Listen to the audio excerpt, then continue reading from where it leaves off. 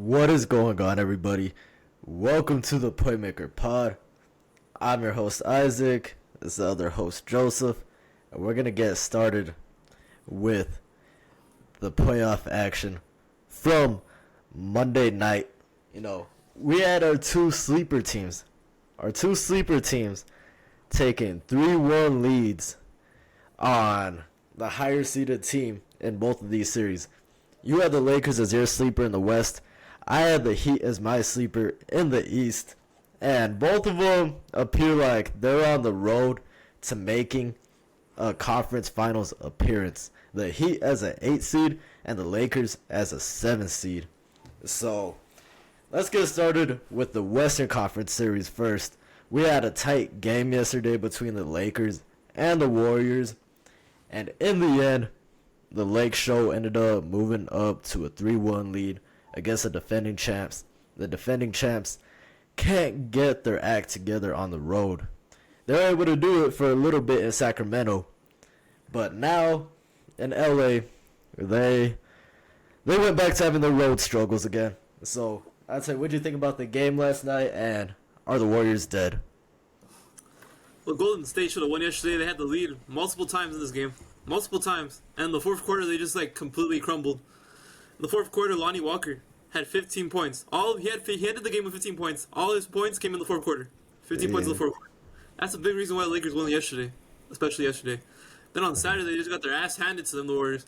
And Draymond... At the end of the game, Draymond Green went to the... They still had a chance to win this game. I think they were down by 3. Or at least tie the game. They could have at least tied the game. But what happened? Draymond Green went straight to the paint. And he just fucking threw it and turned over the ball. He threw it right to Anthony Davis. There was nobody, there was no Warrior at all next to him. He just fucking turned over the ball and it was over right there.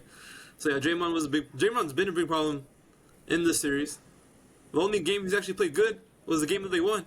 And it was game 2. Yeah. Game 1, he played horrendous. Game 3, horrendous. Game 4, horrendous. So he's been a big problem. Steph Curry struggled from 3 yesterday, 3 for 14. Him and Klay Thompson were just fucking chucking it up from deep for no reason.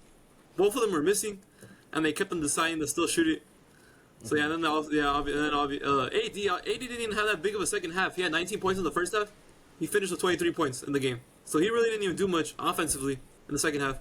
It was really Lonnie Walker. Lonnie Walker's the reason the Lakers won this game at the end of the day. LeBron had a good game, 27 points, 9 rebounds, 6 assists, but it was really Lonnie Walker. He went crazy in the fourth. D'Angelo Russell had another terrible game. 1 for 10 from the field. 0 for 4 from 3. So yeah, it was just... He sucked. D'Angelo Russell sucked. Yeah, he had another one of those D'Angelo Russell playoff games right there. Yeah. Rui Hachimura really didn't do much. Only had 2 points. But yeah, it was really... They have to thank this win to Lonnie Walker in the fourth. Because if they didn't get that performance from Lonnie Walker, they probably would have lost. And the series would have been tied. But yeah, Golden State... Yeah, they're just not... The team's not that good. You think they're dead? They're probably done. I don't see. Maybe I could see they're probably. I would hope that they would at least make it a 6-game series, and not lose in 5. I would hope, but yeah, they're done. I don't really see this. I can't see that. They have a possibility of coming back 3-1, but I don't think it's gonna happen. Yeah. I don't really think. Yeah, dropping home court hurt them big time, especially when they can't go out and perform on the road. When you drop one at home, that's gonna hinder your chances a lot in this series. So yeah, it happened to them in Miami, and both of them. I mean, it happened to them in New York, and both of them are down 3-1 now. They lost game 1, and it was done after that. But yeah, they really had to win game 1 because that just screwed them. Yeah. Like you said, they did have a chance this game, but Lonnie Walker just decided to turn into a freaking prime LeBron in the fourth quarter out of nowhere. And yeah, if it wasn't for that, I'd tell you it probably would be a tied series. You know what's crazy? Going back to the East, right? Yeah. I think if Jimmy Butler plays the entire series, the Knicks would have been out already. They would have been swept. Because the only game that the Knicks won was without Jimmy Butler. And they still kept that tight all the way into the end. You put Jimmy Butler in that game, I think the Knicks are getting swept. That's two. I'll tell you. I'm pretty sure the Knicks were favored going into the series. I think the Warriors weren't the Warriors also favored going into the series. I don't even know. I think it could have been close. It's probably they probably were, but it was probably close. So Yeah, that'd be crazy. The two favorites in both those series, down 3-1 already. yeah, I thought these two series were gonna be some of the competitive series too, and they aren't competitive at all. They got out of hand, yeah. Especially the Lakers and Warriors one. I thought that one would be more competitive. I think they will be able to take it to 6 at least. The Warriors. I think they'll take the next game in Golden State. They have to. That game 6 though. That game 6 is gonna be critical because if the Warriors can somehow pull that one off, if they can pull off that game 6, they take it back to San Francisco for game 7. And Steph Curry can get his revenge on LeBron for the 3-1 stuff. He could get his own 3-1 comeback against LeBron this year. But I tell you, I think the biggest struggle is going to be that game 6. The same way Oklahoma sold game 6 in an OKC when they played the Warriors back in 2016. That could be a similar situation right there. I want to bring it up. I don't think the Warriors are completely dead yet. Yeah, I don't really like the rest of this the Warriors team. That's the problem now. Like Klay Thompson too. Klay Thompson's been shitty this whole series. Oh And yeah, I tell you, everyone other than that game 2 where everybody just shot lights out for Golden State. Jordan Poole too. Jordan Poole 0 points this game. 0 for 4 from the field. Paying him like $30+ million to do nothing basically this game. He didn't do anything. It's disappointing. Really disappointing. He got paid off of one season too. Yeah. So, like legit one I season. think they were thinking Jordan Poole would keep up the momentum off of last season because he's still young, and he kind of saw Klay Thompson getting older, Curry's getting older. I mean, Curry's still performing, but he's getting older. I think he wanted him to kind of fill in for Klay Thompson and lead like the next generation with him and Kuminga and stuff. But I don't know about that one from Poole. Like yeah, like Poole's literally getting paid off for that one season because the year before that he was in the G League. So Yeah. that was a big risk, and it's really not working out at least for this season. But it's still a long-term deal, but it's not looking too good. Dante DiVincenzo's also another guy that does a bunch of stupid stuff as well off the bench. He had a decent game this game though, but and Draymond too. Draymond's just been like, yeah, Draymond's not gonna be back with Golden State. I don't know about that. He actually might be back. I don't think anybody's giving him the money he wants. So if Draymond insists that he wants a big contract, he's not coming back to Golden State. Cause it's just like. I don't know who would pay him a big contract though. Yeah, I don't know either, cause the only way he's coming back to Golden State is on he's coming back on a small deal, cause he ain't coming back on no big contract. Like he's coming back like on a PJ Tucker contract, to be honest with you. Yeah. Honestly, at that point, it might be better for him just to stay in Golden State. That's the place that's valued him the most. Damn. They brought out the max potential out of him back when he was still coming up. Who would have thought that second-round pick out of Michigan State would have ever turned out to be anything? I think he wants to be in Golden State.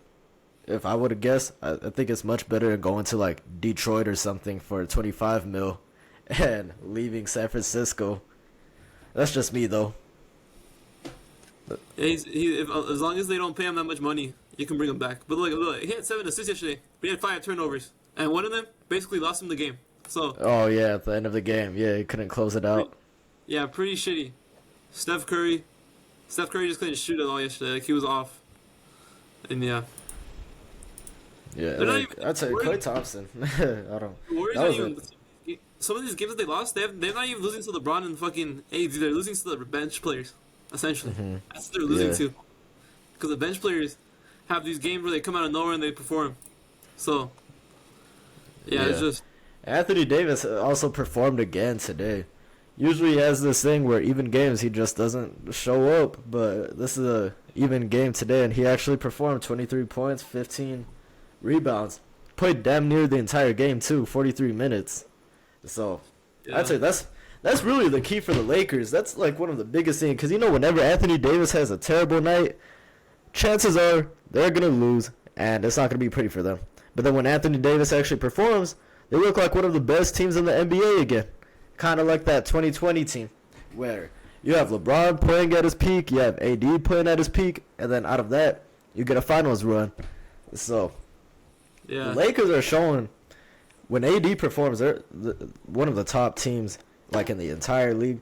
I didn't think so at first. At first, I thought the Lakers were trash, and then all of a sudden, after the trade deadline, they just started trending upwards and upwards and upwards and upwards.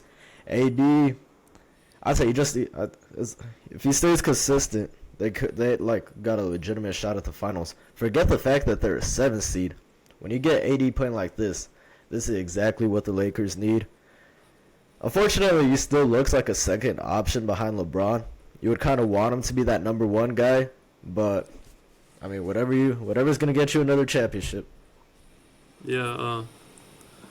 Yeah. One of the things that I have problems with this team is just because LeBron's just not as good as he was before. There's a lot of these games. Like today, this game, to be honest with you, he didn't play that good.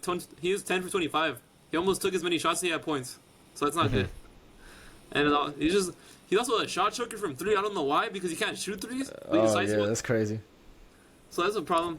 That's why, in order for them to win the championship, they have to have their bench playing lights out every single fucking game. Because if they don't, they're probably not gonna win. Because AD was really good in the first half. In the second half, he played like shit. Like I said, in the second half, I played over 4 field, 0 points, and he had 3 turnovers in the second half. All in the second half. So he didn't play very good in the second half. So, and the Warriors still weren't able to close this game because of the Lakers bench. It was because of Austin Reeves and fucking Lonnie Walker and Dennis Schroeder off the bench as well. Dennis Schroeder's been pretty solid for them on the bench.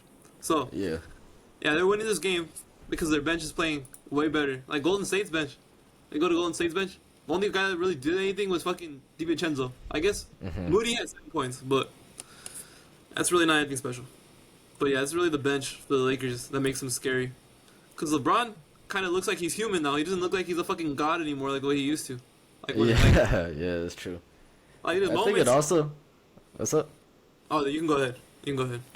I was about to say, I think it also depends on like what team they play against in the next round. Because I think if you go against Phoenix, you could get away with. I'd say the bench plays. They have good games. I think you'll be able to. I think that should take that series because Phoenix, they have no bench. But then if you play against Denver, I think you become a lot more reliant on LeBron and AD to like really show out for you too, though.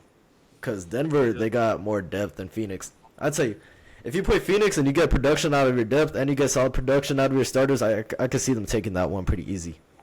But I tell you, Denver, if you play against Denver, you're gonna need to step your game up right there.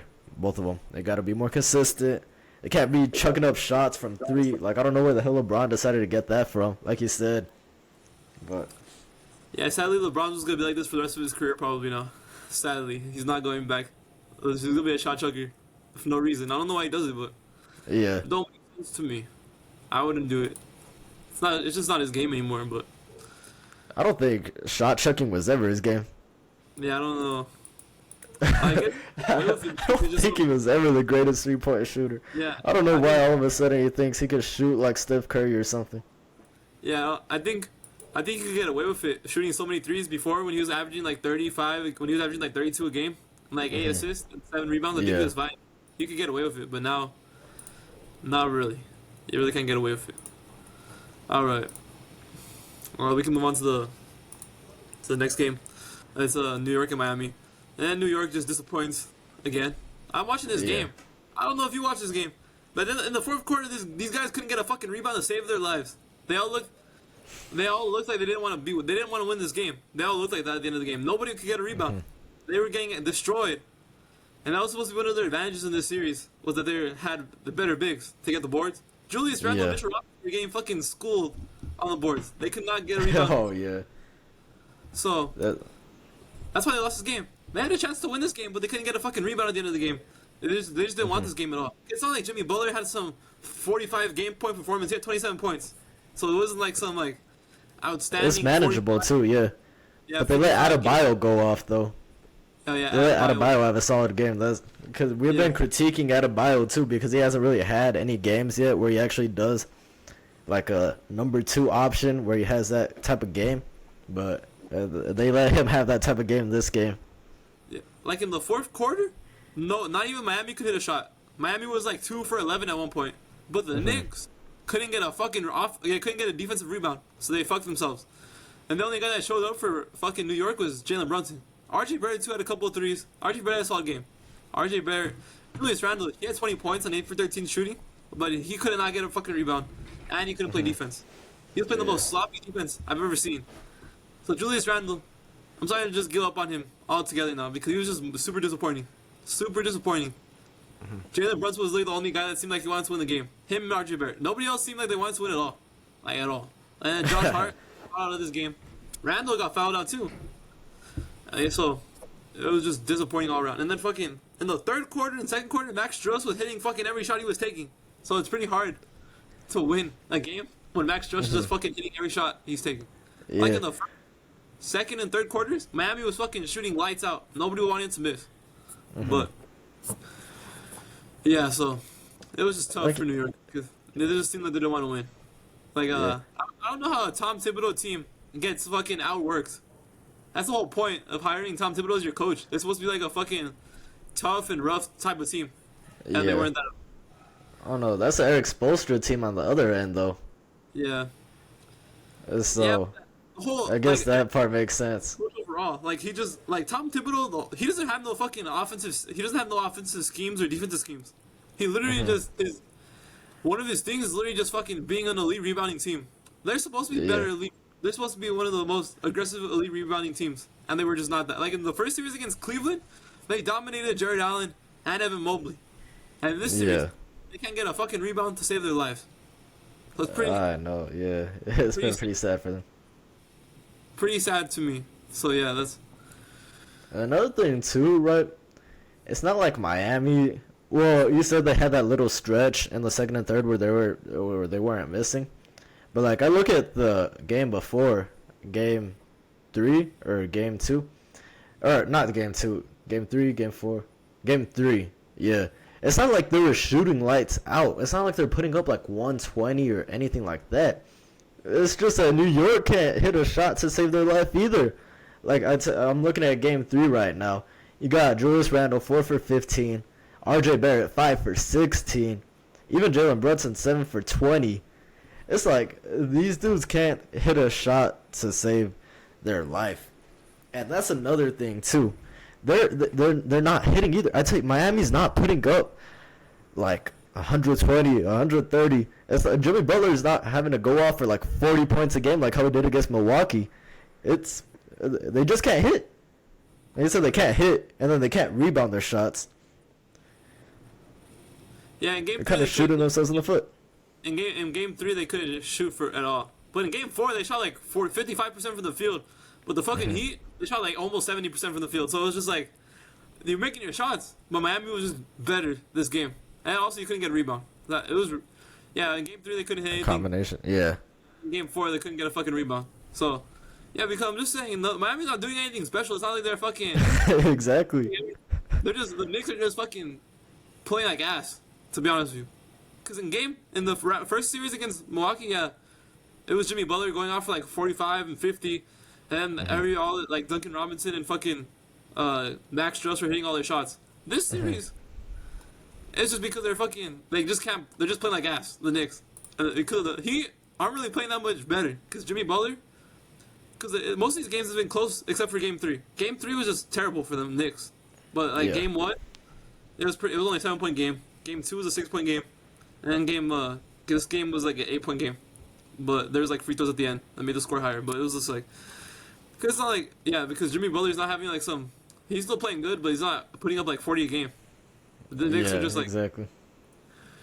Yeah, just telling you the Knicks got outworked. So yeah, the Knicks I can see getting put away in 5 games because the Knicks are just playing like shit.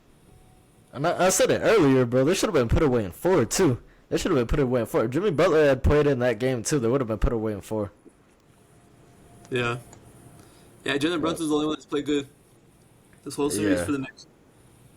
Yeah. Other than that, bro, the Knicks are looking like a disappointment again. They couldn't follow up their impressive performance against the Cavs, and now they're getting smacked around by the Heat, which is pretty funny. The Heat need to hope they make this series quick.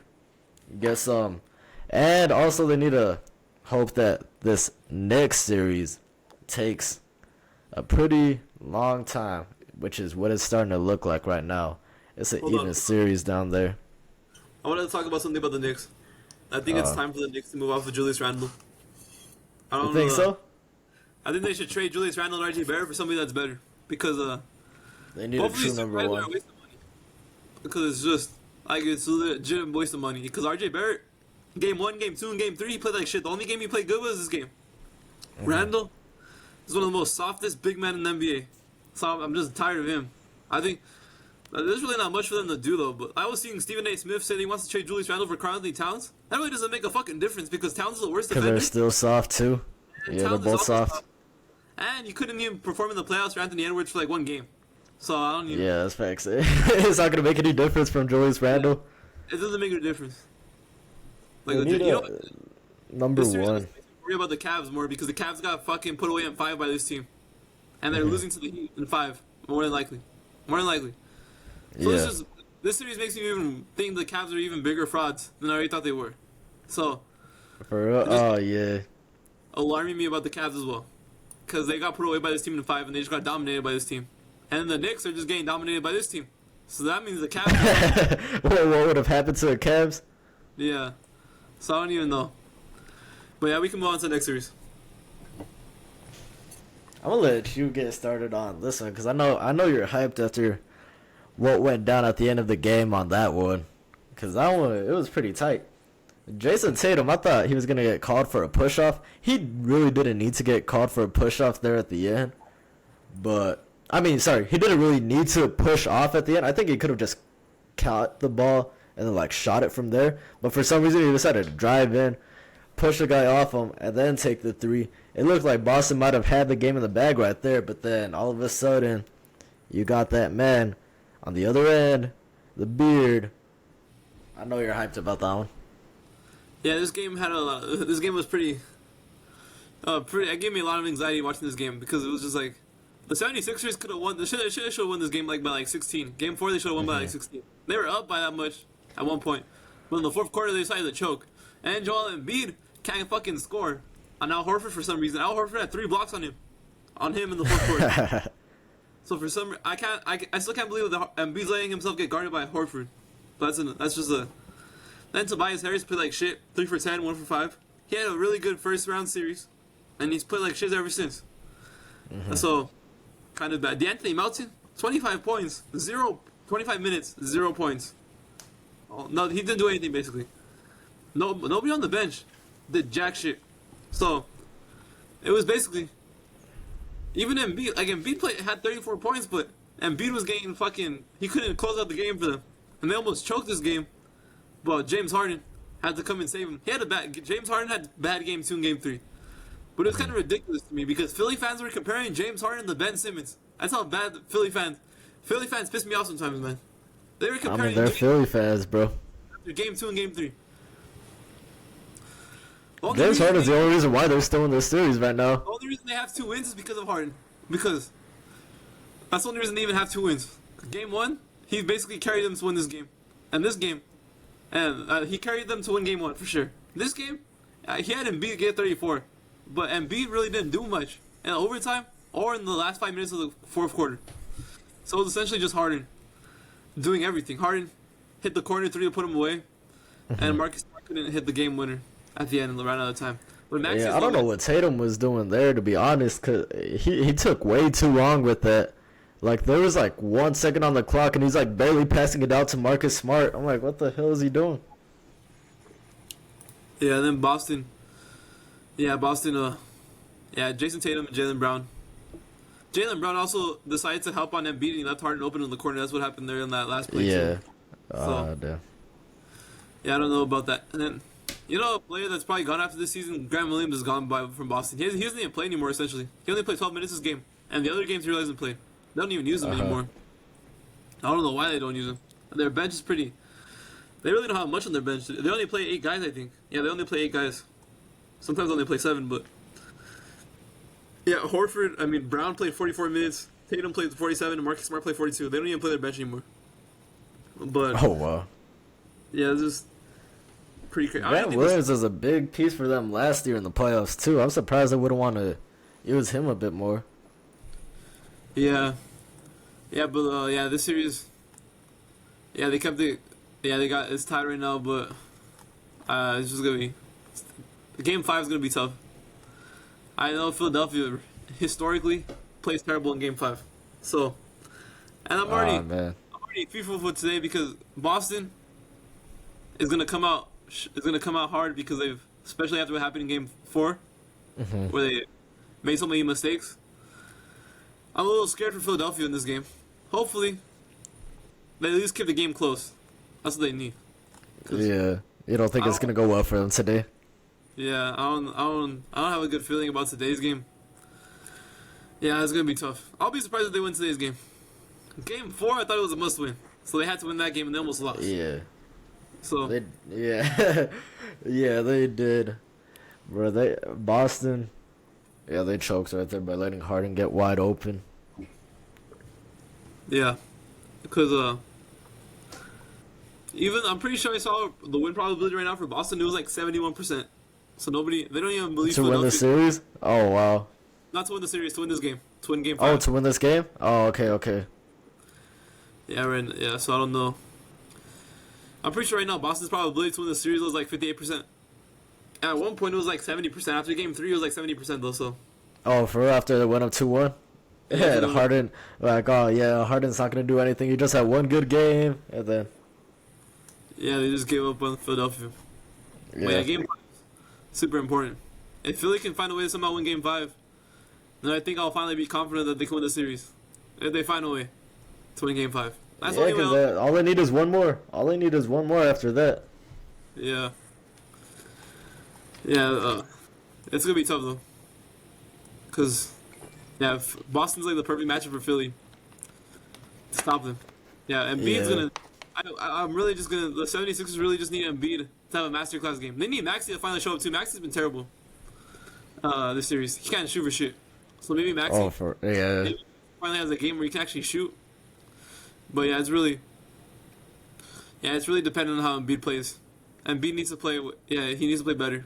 Because he had 34 points, but he really didn't have the best game. you gotta be the MVP. You gotta like really put on an MVP performance tonight in order to win this one. Boston Yeah. has showed though, like against Atlanta, that they can drop random games in the Garden. So Yeah. I don't know. I just randomly drop games. Yeah. I don't know if the Celtics are going to take the Sixers that lightly, though. That's the problem. I'm pretty sure against Boston, they just thought they were way better than Boston. Like, completely Oh, better. Atlanta. Yeah. Yeah. Boston just thought they were way better than Atlanta. So they just like, They just played down to them. Yeah. yeah, they played down to them. So, even though Boston's probably playing down to Philly, because I think Boston is way better, to be honest with you. But they can't close out games. Like, I'm starting to think that I don't know how confident I am. If they get back to Philadelphia, I don't know how confident I am in them winning the championship. Like, it should be them. This is their perfect chance to win it. Especially since Milwaukee's gone. They should They win. gotta get through Miami again. Yeah. Like, well, they're playing down their competition. They almost played down to Atlanta. They basically played down to Atlanta. So they played out Oh Miami. no, like, yeah. They series. better. I'm about to say, bro. They better not be slacking against Miami, cause oh my god, Miami might punish them for that. Yeah. They start So- playing down to. They start playing down to like, oh, okay, we're playing an A seed right now. Miami's gonna go out and cook them. Jimmy Butler's gonna go out and cook them. For some reason, Miami's throwing out these guys, and I'd say they're getting the job done right now. Boston doesn't want to be next in line to get embarrassed by the Heat. No. You see, if Philly They gotta gets make it played- past Philly first, though. Yeah, if Philly gets past Miami, past by Boston, I think I would be more comfortable against Miami. Cause I know Philadelphia wants to get their revenge on Boston. They don't. Whenever Philadelphia played Miami this year, at least in the regular season, they gave it to them. Like Yeah. I'm pretty sure 3 games against each other. And like in the 2 games where Embiid and Harden played, I'm pretty sure they won by double digits by like 15 or 16 points. That was the regular season though. The only game that they beat us in was when Embiid didn't play and Harden didn't play. So I feel more confident in Philly because I know Philly wants to win more. Like if they seem like they want to win more than Yeah. Boston I don't know what fucking Boston does sometimes. Boston just chokes under pressure a lot more. I would think Philly would choke no, the last couple like I forgot. I forgot. There's a stat that Boston was. It was like in Boston and one in like two in like one score games for Boston. They're like 0-18 this year, so they're just terrible when it comes down to 0 and crunch time. 18? Yeah, And what, one score games? yeah, and like one score games at the end of the game. Oh, They're like terrible. So yeah, in overtime games too, they're like 5-12 or some shit like that. Cause yeah, they've been in a lot of overtime games this year. But yeah, Boston just crumbles under pressure. And they so also pretty play, much if they're not blowing you out, yeah, they're not going to be able to close it out. most of the time, yeah, basically. So yeah, I'm probably still, sadly, as much as I want, I'm probably picking Boston. They'll probably still win. I'm leaning towards Boston, not by as much though as before, but I just can't. I don't know about Philadelphia yet. Philadelphia has all the tools to win, but I don't know. They could win the series. I'm giving them. To me right now, it's like a 55% chance for Boston, and like 40%. Or like, what is it? Yeah, 45% 45. for. Honestly, you see, that's not that bad then.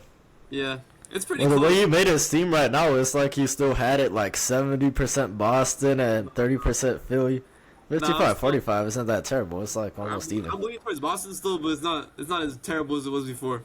But yeah, Yeah. if Philly wins Game 5, though, I'm probably picking them to win the series for sure. I have They confidence in probably them. can win the series, yeah.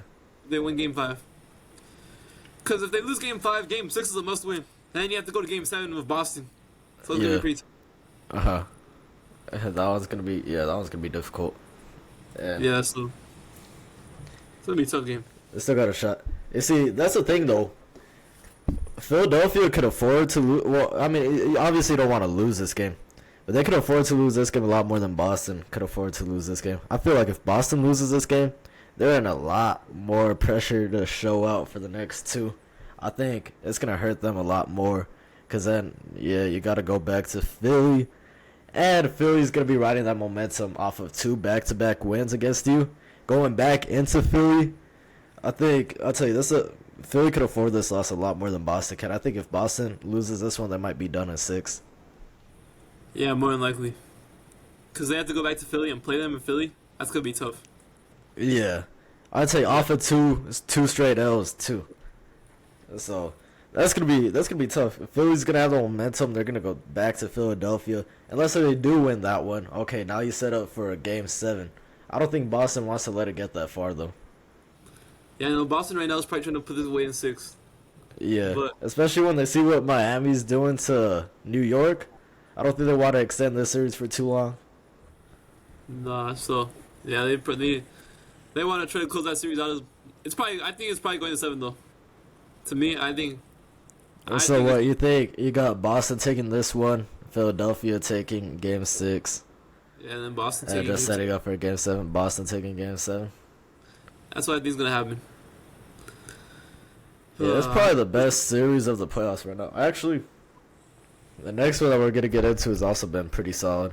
The first two, they've been pretty lackluster. Even the Golden State and LA one, a bunch of people thought that was gonna be a super crazy series. Like, oh, you got LeBron and Steph. Half of those games were blowouts.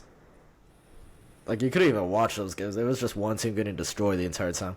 And then now you got LA up 3-1. And then Miami and New York, Miami's already up 3-1 too. It's hard to watch New York play right now with what they're doing. But now you get into the more interesting series. So we got this one. I also got Boston, by the way. Probably in that same order as you. Probably like they take Game 5, then drop Game 6, and then they win it in Game 7. I probably got the exact same.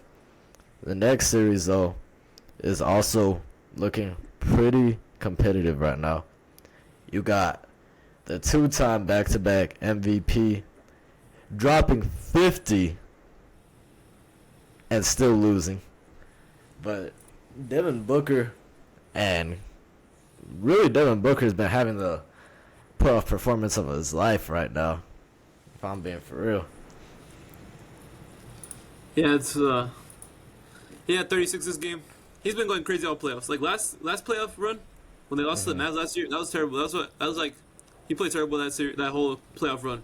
But his first playoff series though, when we went to the finals, I'm pretty sure he scored the most points for a player in their first playoff run. So Yeah, he went crazy, yeah. Yeah, and then this one he's back to playing like how he did that year. He's been, yeah, he's been like he's probably if you're talking about consistency, cause he's been putting up like 35 plus practically every single game, essentially. He's probably been better than Jimmy Butler. Second round series, he's been better than Jimmy Butler. So, Yeah, second round. Yeah. so he's probably. I would The thing probably about him though is that he's shooting 70. Like this last game, he shot 77% from the field. Yeah, he's just not. Yeah, Like he's he not wasn't missing. That's Yeah, the thing. And then KD too was also performing, and it's pretty tough too, right? Because you make that trade for KD. You think KD's gonna come in and be that number one guy?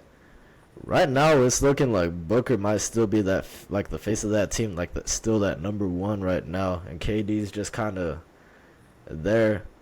Like you're not there. Obviously, he's still KD, but Booker's like really like that face of that team right now.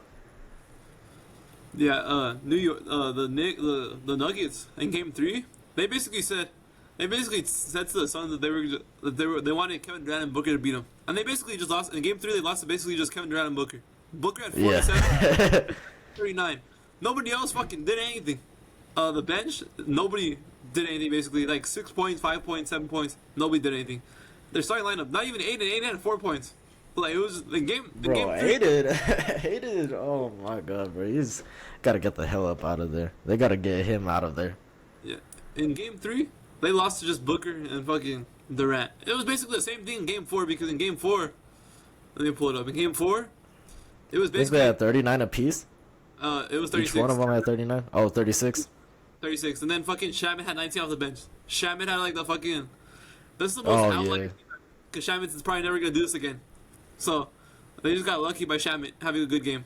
But yeah, it was just. Yeah, Booker's been unstoppable this whole series, all whole playoffs.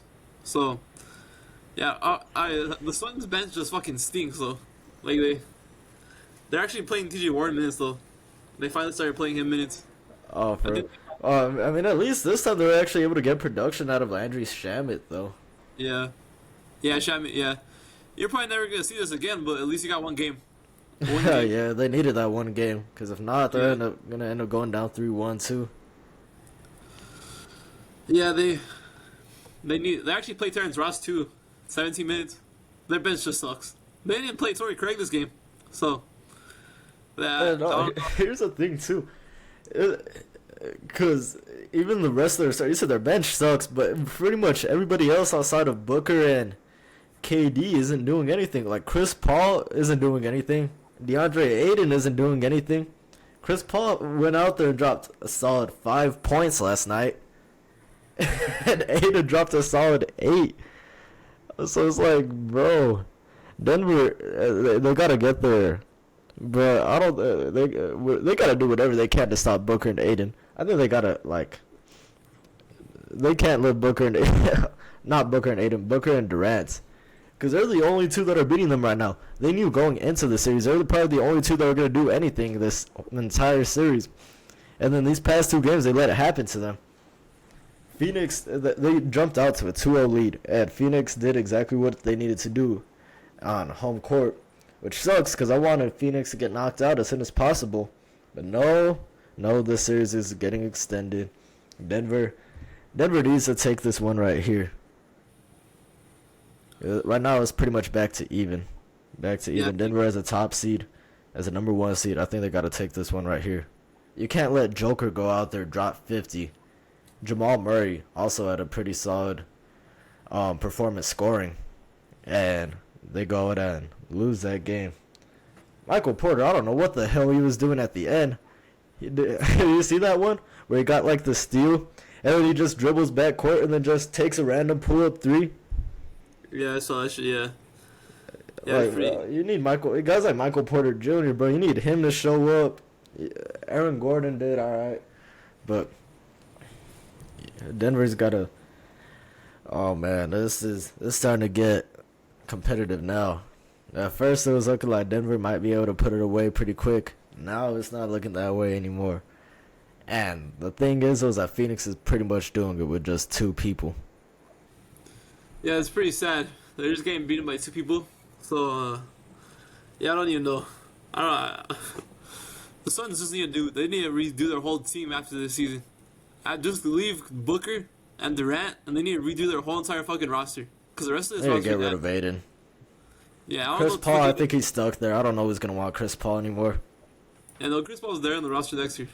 Yeah, he's just stuck there. Yeah, he's fine though, and he's just your point guard. Like, he doesn't. The only problem I have with Chris Paul is that he like slows down the offense too much. 'Cause that's the way he plays. But that's not what they need.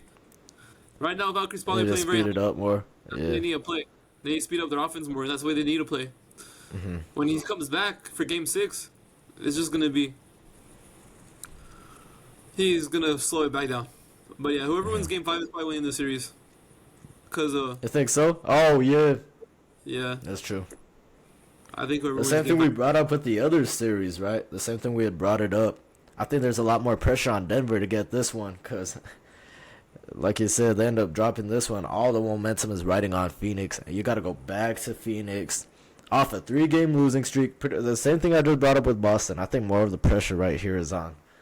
It's on Denver right now as a top seed to go out there and get the job done. This Phoenix team reminds me of the Brooklyn team when they were fucking all injured that year when Kevin Durant was just carrying them. Oh Against yeah. Milwaukee. It reminds me of that a lot, just because it was just like Kevin Durant by himself. This team is basically just Kevin Durant and Booker by themselves. They really have no help. Nobody. Yeah. Yeah. Like, I don't know. Maybe Joker finally has his Giannis moment right here. We go out there and win a championship. I don't think enough people are talking about that. How Joker pretty much won back-to-back MVPs. Number 1 seed right now. All the pressure's on them right now. Yeah. Yeah, it's gonna be tough for them too. If the Nuggets win, they have to go play the Lakers too. And I'm pretty sure last time Jokic and AD played, Jokic got play. He didn't play that good against AD, so he's gonna have to. Like in the bubble, I'm pretty sure that's the last time they played each other in the conference finals. Oh yeah.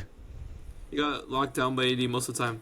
That's gonna be a pretty important series right there if they make it past Phoenix. Cause yeah, if they can't make it past Phoenix though, it's just done. Like Jokic is gonna get slandered really bad.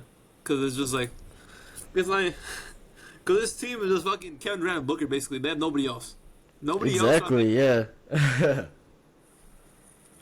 Yeah. Aiden's being soft again, bro. You're fucking 8 boards, 8 points, bro. Aiden's just getting fucking cooked by Jokic. He's a liability, bro. He's a liability right now. But the sad thing is that they don't have any other center. All they got is Bismack Biyombo behind them. I can't believe Phoenix is even keeping these games close. Just Kevin Durant and Booker, man. It's pretty crazy. They've won 2 games, but them 2. That's insane.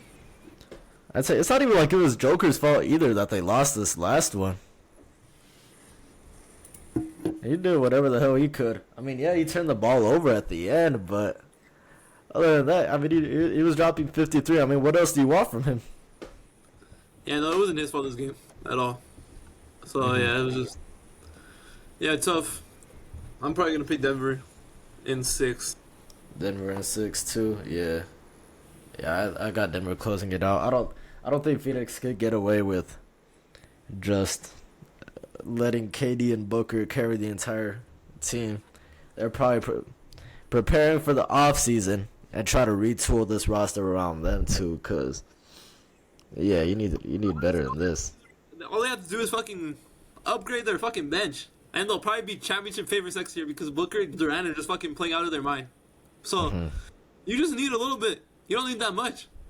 Just fill out the roster. Like better bench, and they probably win the championship. So, especially this, if they just had a better bench this year, they probably win the championship. To be honest with you, because they probably beat Denver because of just how good. This is because of how good Booker and Durant are playing. They're doing good with just them two. Yeah, he's putting up Jordan numbers basically in the playoffs. He's been going crazy. And Durant, yeah, he's obviously still Kevin Durant. So, yeah, but like, if you compare Booker's numbers to like Jordan's numbers in his 3rd playoff run, they're like the same shit. So, Actually, yeah, it's pretty insane. The only thing that was different though is that a fucking Michael Jordan was shooting like 50, 40, 90 in the playoffs. That was the only difference. He was. oh god. Yeah, so. Yeah, but I don't really believe. I don't think the Nuggets. Maybe the Suns could. Maybe the series could go to 7, but I'm probably still picking Denver to win the series. I might just be biased because I hate the Suns still. Crazy. Out of all the teams in the NBA, for some reason, this is the only team I absolutely hate. Probably because of all that shit last year. But it's weird though, because I've hated the Suns since before that. I've hated them. Now I have more of a reason to hate the Suns. But before I've just hated them just because. And so I'm really hoping that they lose this game right here, and that they lose in 6. I was pretty disappointed to see them drop game 4, but I might just be biased. But I got Denver in 6. All right, so now we're gonna go to a different topic. We're gonna do our top 10 point guards of all time. So yeah, you want to go first? Or you want me to go first? Let's do the alternating one that we had, like for the draft picks or the top 5 draft classes. I'll start first this time. All right. All right. So number 1, pretty much a toss up between 2 players, right? Pretty much a toss up between Steph Curry and Magic Johnson. But I'll tell you right here, I'll tell you, this is a really tough one. It's a really tough one. But I'm going with the guy that I saw go out there and win a unanimous MVP. I'm going with the guy who I saw go out there and break all types of shooting records. With hands down the greatest shooter of all time. And won his 4th championship this past season. 4th championship.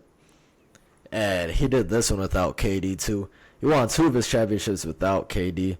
Won 2 with them. I mean, obviously that was going to be unfair. But I'd say I might just be a bit more biased because I never saw Magic play, but I saw what Steph is doing right now. All time. I think I'm going to give it to Steph here. Number 1. But if you say Magic, I really can't blame you at all. Yeah, I'm probably gonna stick with the same. Steph's my number 1. I think he solidified it for me last year when he won the Finals MVP and he won another championship. He solidified it. It's still pretty close. So I know it's not like he fucking clears him or some shit like that. It's not that far of a gap. Still pretty close. But yeah, he is a 4-time champion, like he said. He's a 2-time MVP. One of them was unanimous. So yeah, and he finally got his Finals MVP last year. I don't really think the Finals MVP mattered that much to me. It really didn't matter that much to me. He already had 3 championships. That really canceled out him not having a Finals MVP, but he already has it anyways. So it really doesn't matter. And he has another championship. So yeah, it really doesn't matter to me that much, but yeah, last year he solidified it to me. Yeah, that 4th ring really helped him out a lot. Yeah. And my number 2, I'm gonna pick Magic Johnson, obviously. Magic, he 5-time champion, 3-time final MVP, 3-time regular season MVP, 2-time steal champion. He's on the 75th anniversary team, obviously. Same thing with Curry. So yeah, not really much to say because these are pretty obvious picks. But yeah, Magic's what. Yeah, exactly. Yeah, he's like I tell you, you could have them either way. You could have Magic 1, Steph 2. You'd have Steph 1, Magic 2. I can't really get mad at you for either one. But yeah, since I got Steph number 1, I got obviously Magic's got to be number 2, right? He came in and took the league by storm as like a 19, 20-year-old. Yeah, right away. Brought Showtime to Los Angeles. Took over when Kareem was already getting old. He took over that team and really dominated the whole not 90s, the 80s. Yeah, I think it's a clear cut 1 and 2 right there. Like clear, no debate right there. yeah. And alright, so now I'm gonna get into my number 3. Now here's where, in my opinion, things get a bit difficult for me. Like, I had a pretty tough time arranging these orders. It's really 2 players I had a pretty difficult time ranking. But number 3, I'm gonna end up going with Oscar Robertson, because I tell you, even though he's like super old, he dominated his era though. He dominated his era. He was one of those guys put up a triple-double consistently. Before you saw it getting done, now by guys like Westbrook, by guys like Luka, by guys like LeBron. Oscar was pretty much the only one really doing it in his time. And obviously one of the greatest point guards ever, right? So he had all the records, and they've lasted a long, long, long time. Obviously, like all time, like one of the all time assist leaders, one of the all time point scorers.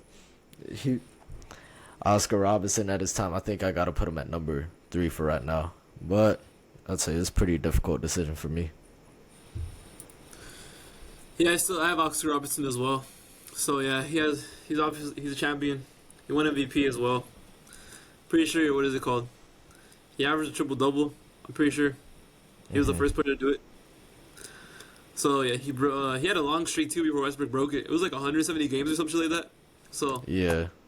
yeah, he was a All-Star type player as well. 12-time All-Star, 75th anniversary. Yeah, he's up there with one of the all-time greats. Then number 4, I had a tough time with number 4, but I think I just gonna keep him here. I went with Isaiah Thomas. Out of from the obviously the Pistons, Isaiah Thomas, obviously. Yeah. Obviously. So no question about that. Yeah, he also beat Michael Jordan in the playoffs. It's a pretty big accomplishment right there, especially with how dominant he was in the playoffs. Yeah, for Pistons real. twice, I believe. So yeah, obviously, Finals MVP, 5-time All NBA, 2-time NBA champion. So yeah, no, he's also assist champion as well. So yeah, pretty. He's one of the best defensive point guards of all time, though. I'll give him that. He's one of the best defensive point guards of all time. So that keeps him up there pretty high for me. So yeah, Isaiah Thomas is my number 4. Yeah, no, I also had Isaiah Thomas at number 4, which is pretty crazy. It was difficult for me too. I tell you, it really is difficult for me to actually rank these guys. I'm surprised we got them in the same order, but like I said, Isaiah Thomas, he was pretty much the guy who started that whole run for Michael Jordan, right? Michael Jordan couldn't make it past the damn Pistons. They were getting destroyed. I mean, Isaiah Thomas, he was the main guy on that team too. Won back-to-back championships there with the Pistons before Jordan went on his entire run. But yeah, I'll tell you, like you said, one of the best defensive point guards as well. Obviously, where are the stats right here? Finals MVP, All NBA first team, 12 All-Star selections, like you said. He's done it all. I'll tell you, it was a tough decision for me though. It was pretty tough for me to have him right here. But so far we got the same top 4. Number 5, I got the all-time assist leader, John Stockton. I'll tell you, that's another. I'll tell you, all of these are really difficult for me right now. But I tell you, the thing that really put John Stockton here for me was number 1 in assist. Like number 1 all-time assist is right there. And actually, too, he's got 5 All-NBA defensive teams. So, all defensive second team, though, not first. But, I mean, that's still pretty solid for them. You could argue for him what be like the best passer of all time. Obviously, he's got the most assists. I don't know if I would consider him the best passer of all time, but he's definitely up there in consideration. One of the best facilitators for his time. Never won a ring though. He was an unfortunate victim of the Jordan era. So, but I think I'm gonna have to put Stockton right here at number 5. Yeah, well, our list is basically the same thing still because I picked Stockton as well. I was actually. I honestly wasn't expecting this because I really struggled putting this order together. Yeah, I put Stockton at 5 as well. I was debating between him and my 6th player, but I gave it to Stockton just because I didn't think you were gonna have Stockton this high. So I was like, okay, I'll give him some respect. But yeah, Stockton, pretty underrated. A lot of people call him a plumber, but he's one of the best. So yeah, he's on the defensive side. I could probably argue that he's probably better, the best defensive point guard of all time. You could argue that. That's a pretty decent argument to make. He was the assist champion for like 2 years. Obviously, you just said he was 5-time all defensive team, and obviously the all-time assist leader. So he had assist games where he had like 25 assists. So it's pretty crazy. I wouldn't give him the best passer of all time. I don't think he's the best passer of all time, but he's up there. But I wouldn't give him that. He'd probably be higher on this list if he won a championship, but he was just stuck with Michael. He was stuck with Michael Jordan, so pretty much fucked. All right, no, yeah, He had a shot though. He had a shot against them. They just couldn't get the job done. What's pretty funny is that when Stockton was actually in his prime, like actually in his prime, that's when he wasn't even making it to the finals. When he was making it to the finals, he was pretty much like He was heading older. down. Yeah, like he was like 34 and 35. So it was basically he was going into the twilight years of his career. But that's when he was making it to the finals. So yeah, he got pretty close. He was just like Michael Jordan, so I really can't blame him too much. But yeah. I don't think the rest of our list is gonna be that. Maybe it is the same, but I don't think it'll be that similar anymore. It'll But probably be this. It might be the same players, but different yeah, orders. yeah, I don't think the orders are gonna be the same.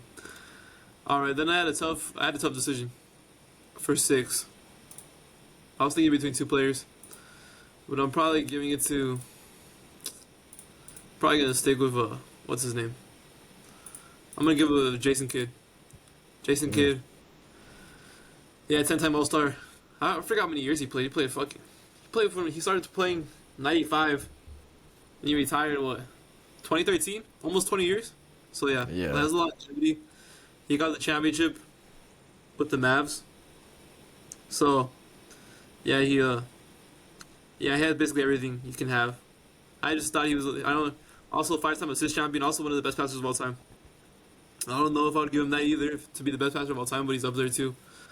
Also, another argument to be made for one of the best. He could be the best. He was a point guard as well. He was 9-time All Defensive Team, so you can make the argument for that too. So 10-time All Star, obviously in the 75th anniversary team. He also won Rookie of the Year, so basically has everything you can have, other than maybe MVP, but basically everything you can have for a Hall of Fame career. So yeah, I have him at 6. Yeah. And all right, so here is okay. Yeah, our list does switch up here.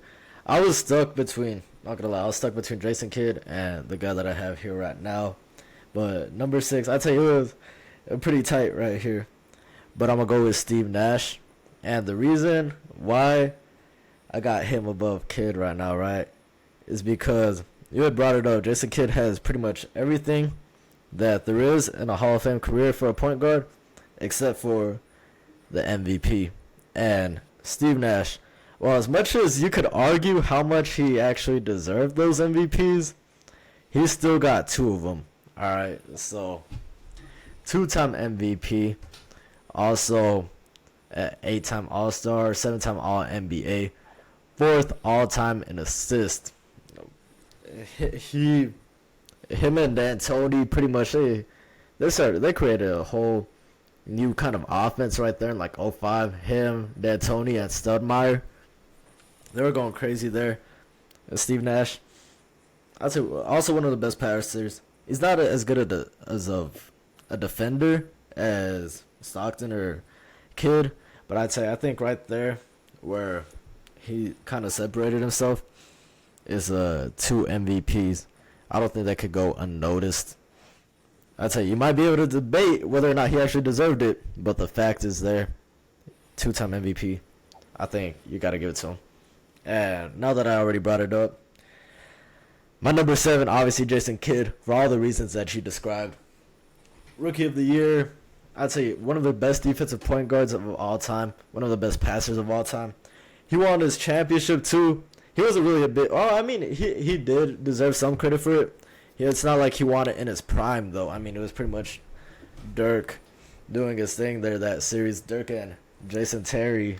But Jason Kidd, he deserves his credit, though. I'm not going to discredit him. You could argue him being higher. I really did want to put him higher. I thought maybe I would have just been being a bit biased towards the Mavs, though. But we got 2 former Mavs point guards right here. Steve Nash and Jason Kidd. You could interchange them. Like, I'm not mad that you put Jason Kidd ahead of Steve Nash in your list. I think that's solid too. I mean, I can't really debate it. You think Jason Kidd a bit? I mean, it's not really like you. It's one of those things you can't get mad about it. But I'd say the 2 MVPs kind of separated for me. But Jason Kidd, you want to put him ahead? I can't blame you. Yeah. So at 7, I obviously have Steve Nash. So I'm not gonna go over it that much. Isaac already went over it, so I don't really have to go over all his accolades. But number 8, 9, and 10 were pretty tough for me. Yeah. 2 of them are former Houston Rockets, so You already know who those two guys are. Oh, man. I think we might have similar towards the end too. Yeah, Because probably. I got those those exact ones too. I know exactly what you're talking about.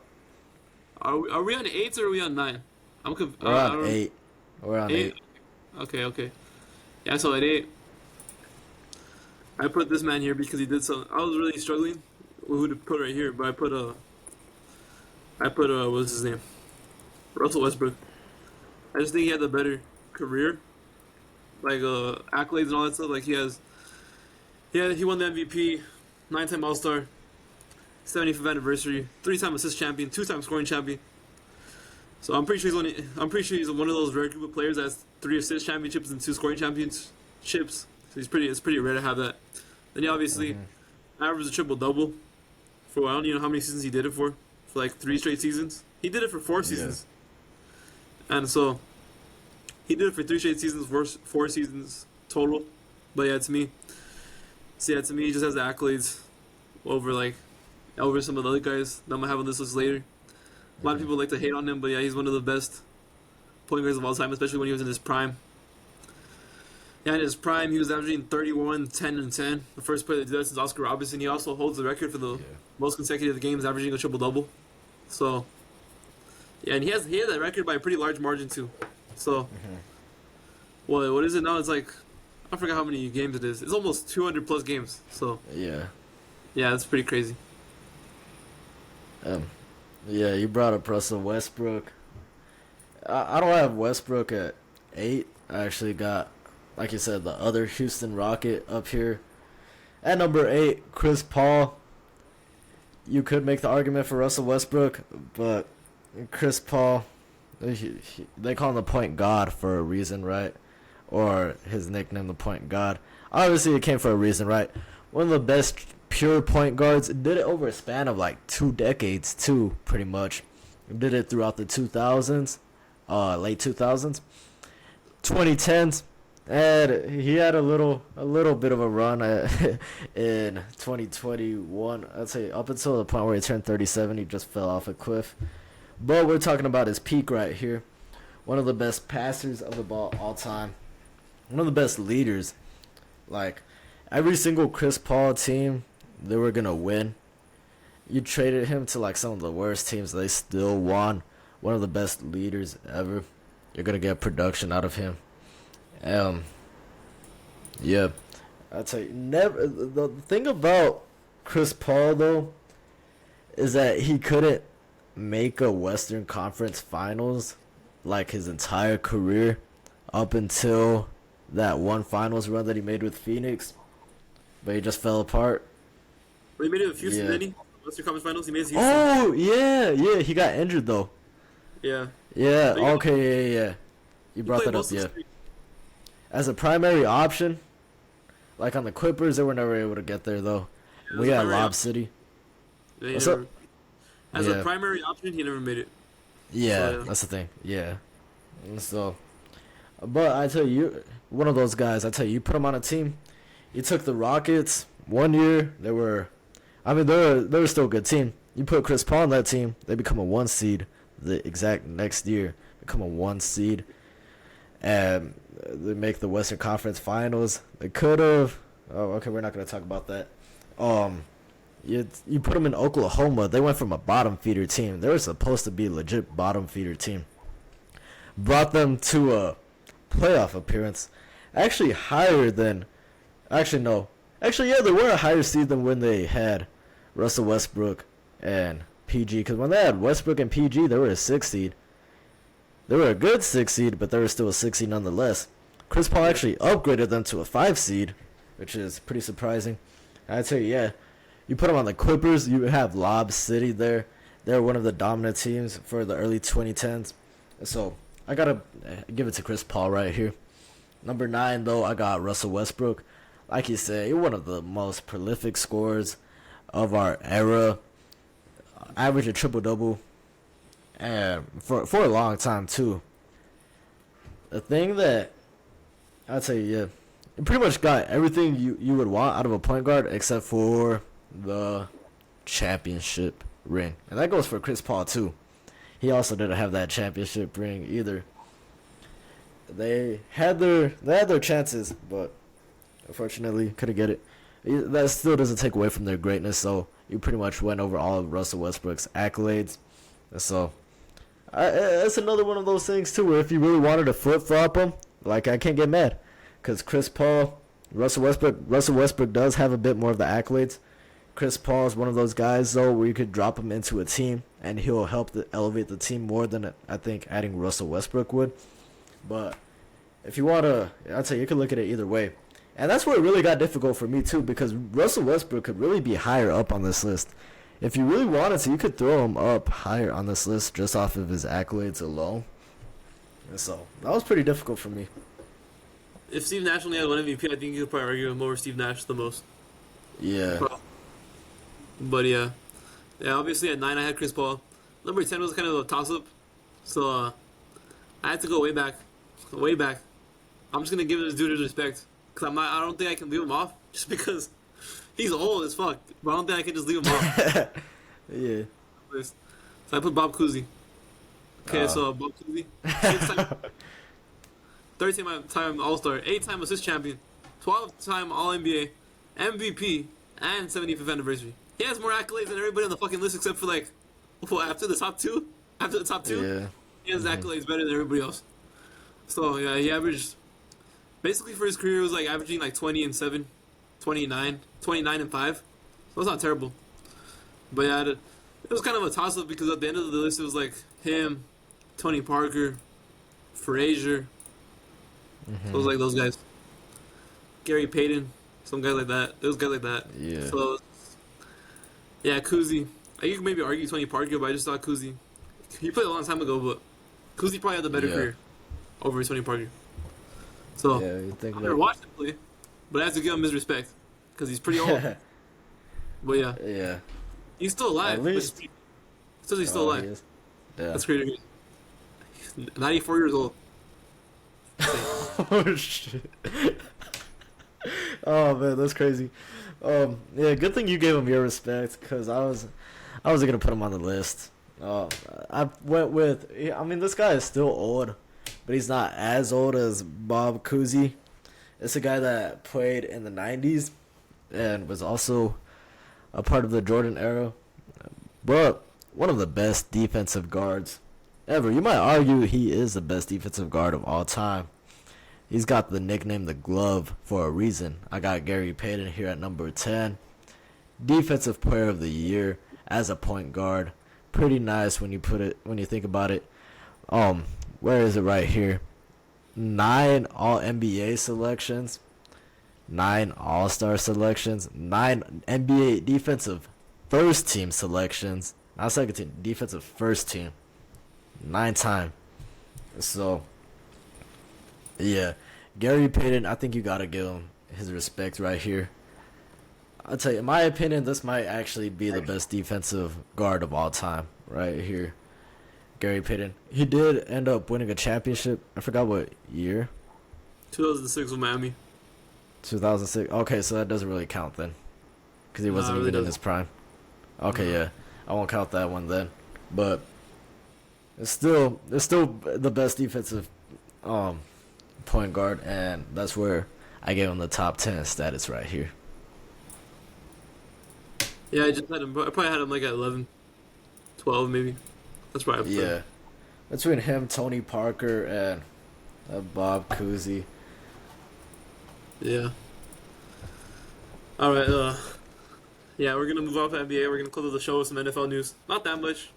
It's basically just gonna be a quick wrap around.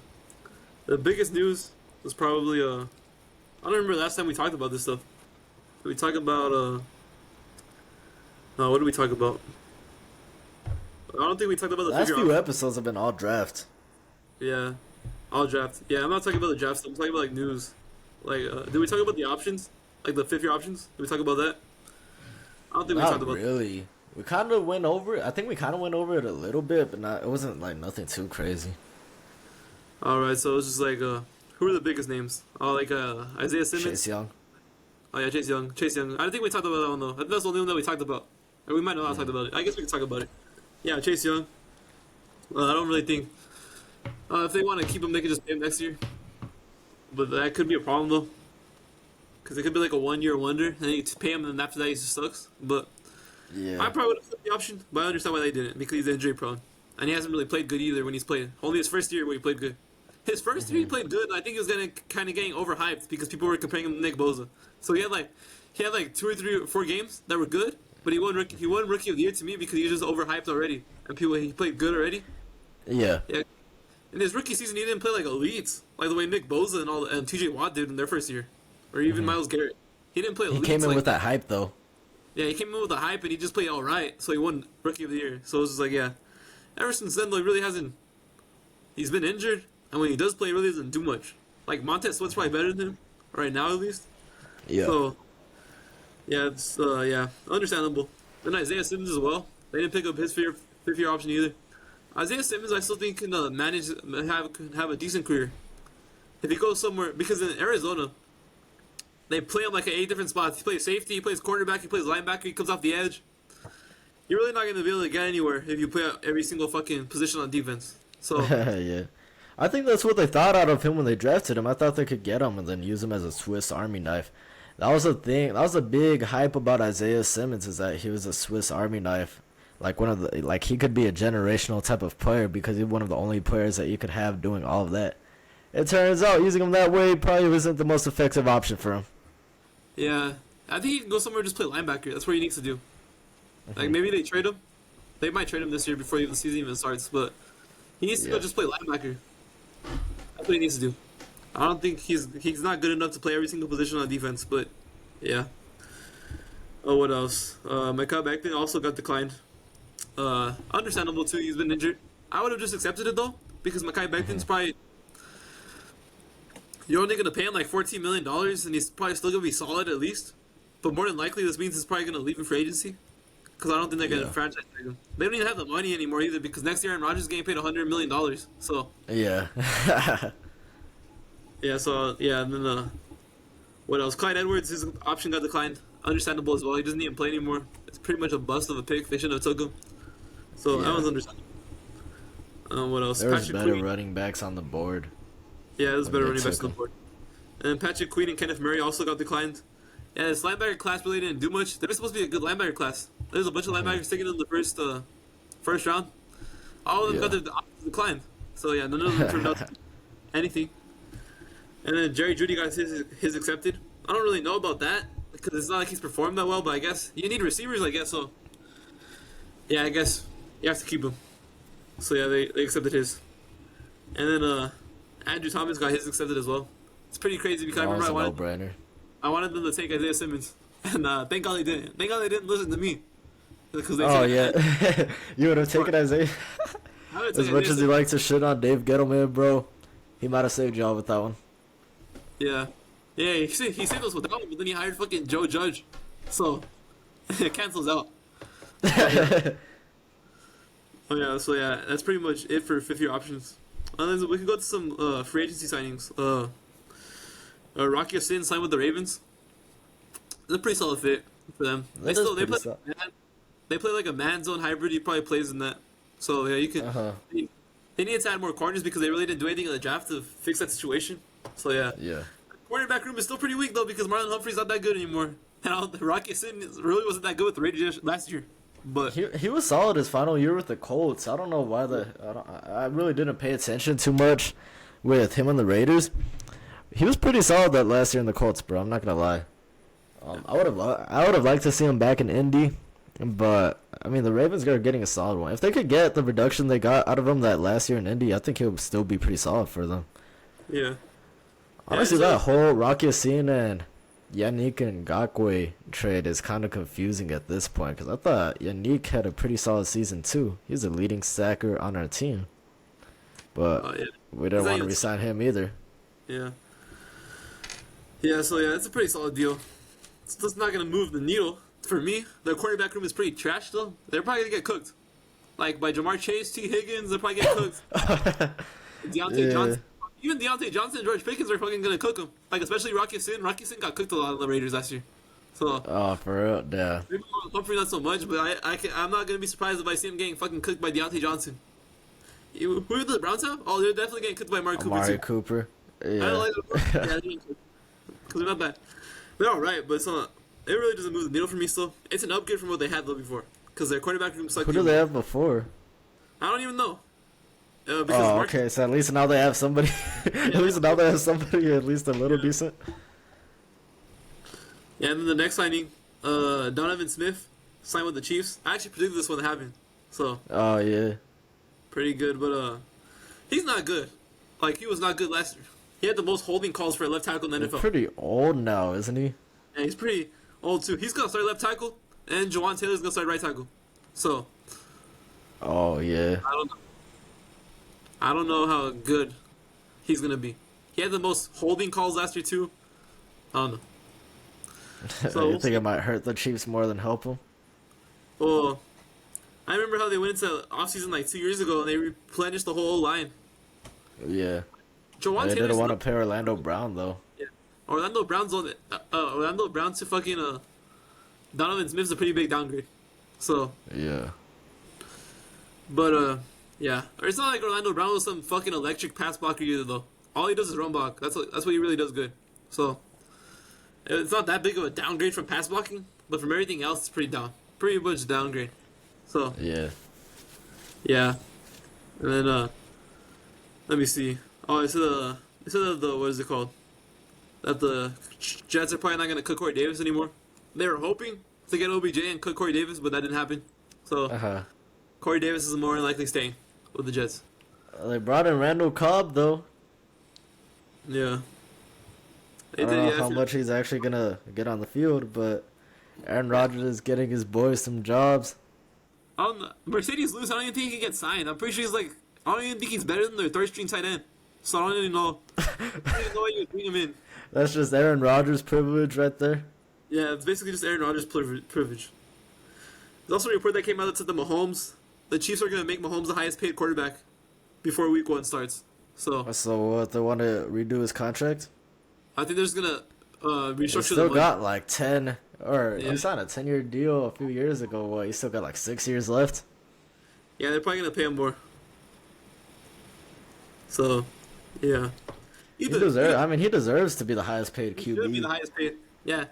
After everybody else got these cheap deals, yeah, he's probably gonna get paid more. I mean, not cheap deals. After everybody got more money than him, yeah, he Yeah, should. like Jalen Hurts and Lamar Jackson. Yeah, he should be They're higher probably paid gonna than pass these guys. Yeah.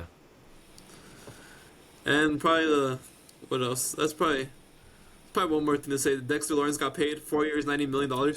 This is a really good deal because I thought he was gonna get more than that, and he got cheaper than that. I thought he was gonna set the market again. Oh, I'm happy.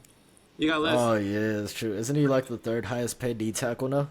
Yeah, he's tied with Deron Payne, and he's better. He's way better than Deron Payne. So I can tell you that he's way better than Deron Payne. wow. I thought he was gonna be getting paid more than fucking Chris Jones and Jonathan Simmons, Jeffrey Simmons. I thought he was gonna get paid more Oh than both. yeah, that's true. Yeah. What is Aaron Donald listed as then? I think he's listed as at the end. Oh, he is. Yeah, Even though he plays in the interior most of the time. yeah. I think he gets paid like at the end though, cause he's that good. Yeah. They just Yeah. reclassified him. Yeah, but that's a really good deal for the Giants. Yeah, I don't know how he's. Yeah, I don't... yeah, he's he's getting paid. I'm pretty sure. Yeah, he's getting paid the same as Deron Payne. That's a steal because he's way better than Deron Payne to me. But Yeah, no, that's a solid deal for the Giants. I actually really like that Giants that move. You had to keep him. What's going on with Saquon though? he's probably gonna get paid. You think they'll pay him? Yeah, I think he. Are you happy about that? it really doesn't matter to me. He's good, so it's not like we're paying for something. As long as we don't overpay him, we don't pay. We're not gonna overpay him. We're gonna get my top bill, so it's fine. That's a solid. Yeah, that's a solid number. I just thought he didn't like paying running backs. I don't like paying running backs, but he's still our best player. So, That's true. That's still Saquon. yep. So yeah, or at least our best player on offense. Maybe not even our best player on offense. Andrew Thomas is probably more valuable at least. Andrews, he's our Yeah. most valuable weapon, our best weapon. There you go. Yeah. Okay, that makes sense then. Yeah, yeah. It's That's tough to good. lose him. Yeah, that's gonna do it for this episode of the Playmaker Pod. So yeah, All right. That's it. Don't forget to like, share, and subscribe to the channel. We've been kind of slacking on the uploads a bit lately, but we got you all coming up here soon. More playoffs, more NFL talk. We got it. That's going to do it for us today. Peace out.